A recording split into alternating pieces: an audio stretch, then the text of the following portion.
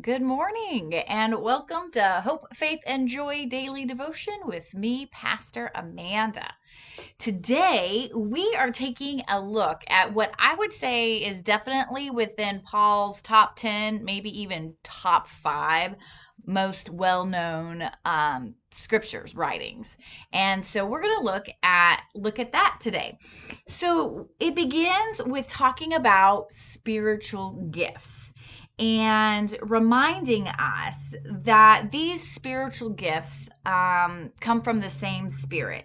And he also recognizes that, all of us, there's a time in which we were maybe not on course. And he talks about, there was a time where were led astray by idols. But yet, when we are able to live into this, when we are able to claim our spiritual gifts, it's really when we're also claiming that Jesus is Lord. And so he talks about this variety of gifts that we have. And there are varieties of services, he says. There's a variety of activities, but it all comes from God.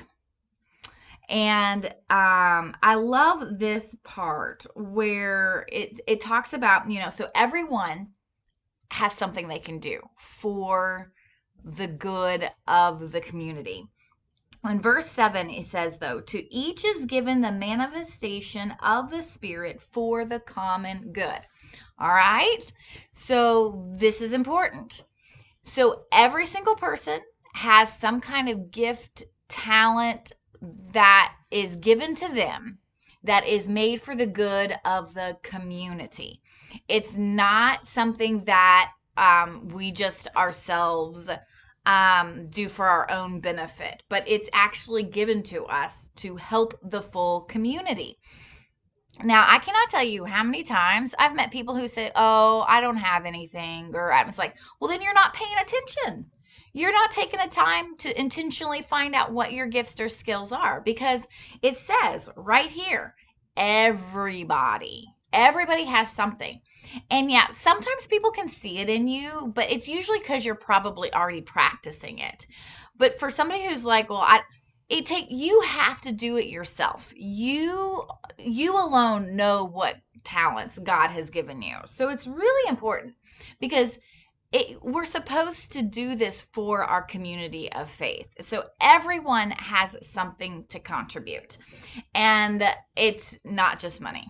No, there is some gift or talent, innate skill within you that you can help the community with. And so I think that's so important to recognize that everybody really has something to offer. And of course, then Paul goes in to talk about how there's so many different types of gifts and skills. And it can be anything. And so don't worry about it, And just because somebody else has it, don't be envious of what they have. Look at what you have and what you have to other. Um, and so, and a reminder that no matter what it is that you have to offer, it's initiated by the Spirit. Like God has put that into you. That is your role. And we kind of have no control over the gifts and talents that God has given us, but it is our responsibility to use them for the good of the community. So Paul begins to try to help us understand these gifts better through his imagery of the human body. And so he's like, we can't all have the same gift or have the same function, but we also need to recognize we're all part of the same community and we all have to contribute to it. If we were a big ear and all of us were an ear, our body would be kind of weird looking and couldn't do much else. But, if you're the eye, you're important for that. If you're just a tiny little cell, you're important for that.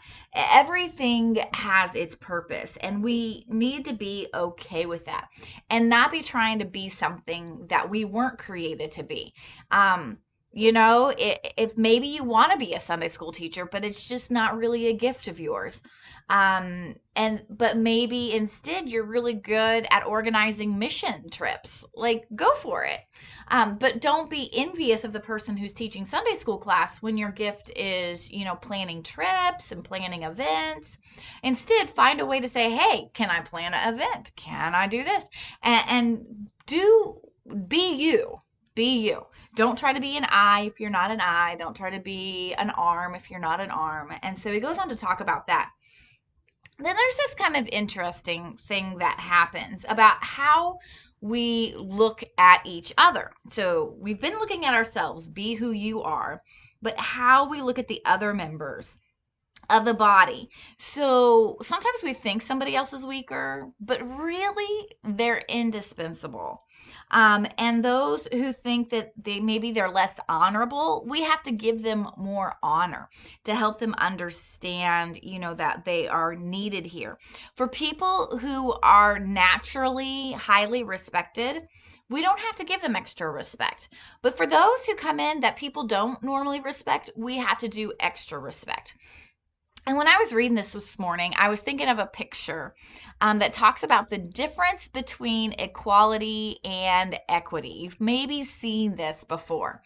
And so we see here that in the body, we really have to recognize it's not about equality, it's about equity.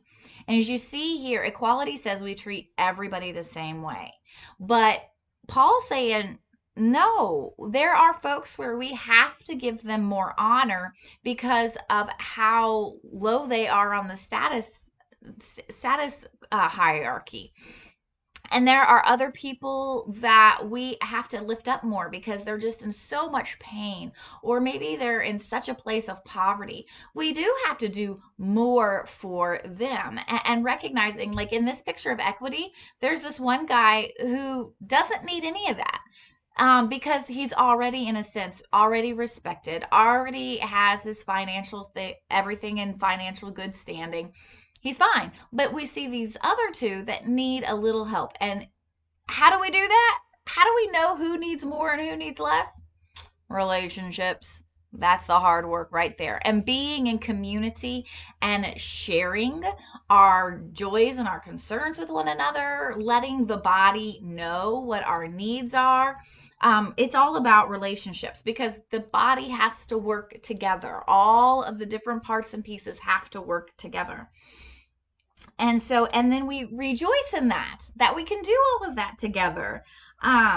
And so, because if one person is suffering, we're all suffering. If one person is celebrating, we're all celebrating. And so again, Paul reminds the church of a few more of the gifts and talents that are among them. According, like there's prophets and there's teachers and there's healers and there's leaders and everything. And so he recognizes one person can't do it all. It takes many people with many different talents, but not one person has all the gifts. And so we can't put the weight of the whole community on just one or two people. Really, each of us has to kind of carry our own weight into how we make a community work and function. And so, and yet he says he's aware, but we always continue to try to strive for greater gifts. We just don't stop with what we have. We're always kind of trying to do more, knowing we can't do it all, but how can we be more invested? And then I love this very, very last line, and it says, and I will show you a still more excellent way. And that leads us into chapter 13, probably the most well-known chapters of all of Paul's writings. But that will be for Monday.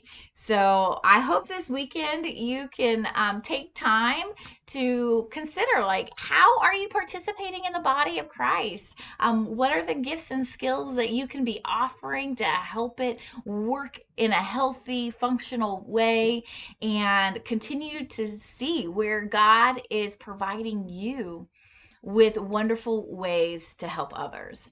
And so, thanks for joining me, Pastor Amanda, with Hope, Faith, and Joy Daily Devotion. And I look forward to seeing you next week.